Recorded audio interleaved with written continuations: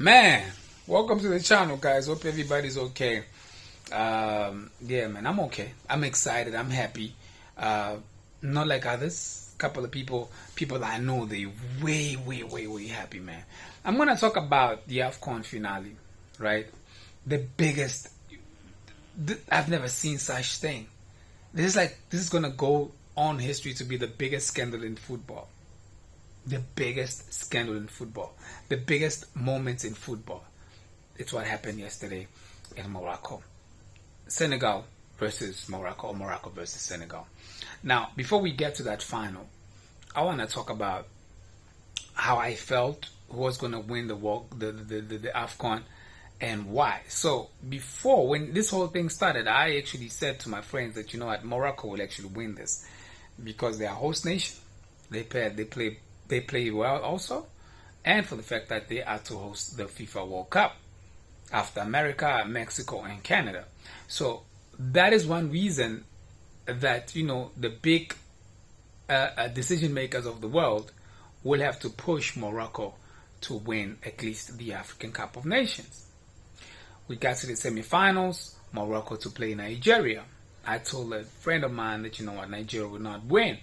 And if you watch that game, we saw it. Nigeria gave away that game. During the penalty kicks, Nigeria did not let Lookman or Osimhen take the last kick of the last penalty. They gave it to Bruno, who missed to give Morocco a victory. Right. Now we get to the finals. Before the finals, when we get to the finals, Senegal reports a complaint that the hotel that they were given is not in conditions, and they also don't know where they will be training. I was like, oh, here we go.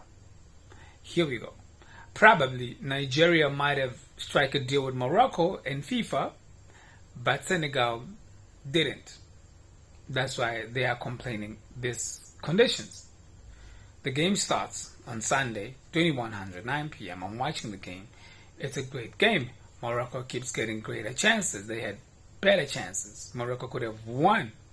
Actually, they played very good. They played very good also, right? So they kept on missing chances. Senegal had one or two chances they've missed. The game, right at the end, right? These are like the crucial moments. Right at the end, Hakimi marks Gueye, right? And he pushes Gueye. When a cross comes, Gueye tries to protect himself by pulling back on Hakimi. And Hakimi, because he's not that strong, he collapses. And then Gueye put the ball behind the net. It's a goal for Senegal. The goal is disallowed, right? The goal is disallowed. Oh, fine, cool. Game rolls on. When the game rolls on, we're still in the dying minutes, right? A penalty, which came from actually a corner, which wasn't a corner. The game was out of play from El Nasri. Once again, Brahim Diaz, right? Gueye and Brahim Diaz. Gueye held Brahim Diaz, I think somewhere here, and you could see it. I put it on slow motion. Brahim Diaz was actually ready to fall. He just threw his body onto the ground, and then the referee was quick to give a penalty. It got the whole crowd, the whole stadium in fumes. The supporters almost jumped onto the field. Senegal coach decided to tell the players to go to the changing room, and the hero of the day, Sadio Mane, went to talk to the coach, and then he called back the players. Sadio Mane called back the players. I'm thinking Sadio Mane is thinking fair play. Let's just finish the game. We'll deal with this after, right? Which is actually good. Brahim Diaz sits on there with Mendy to take the penalty kick. He literally hands the ball to Mendy. Never seen such thing. I was so happy for what happened because it was like justice done in real life. You know, when it's in real time, when they say God works, most of the time I didn't believe it like that, but yesterday I saw it. So Brahim Diaz misses the penalty.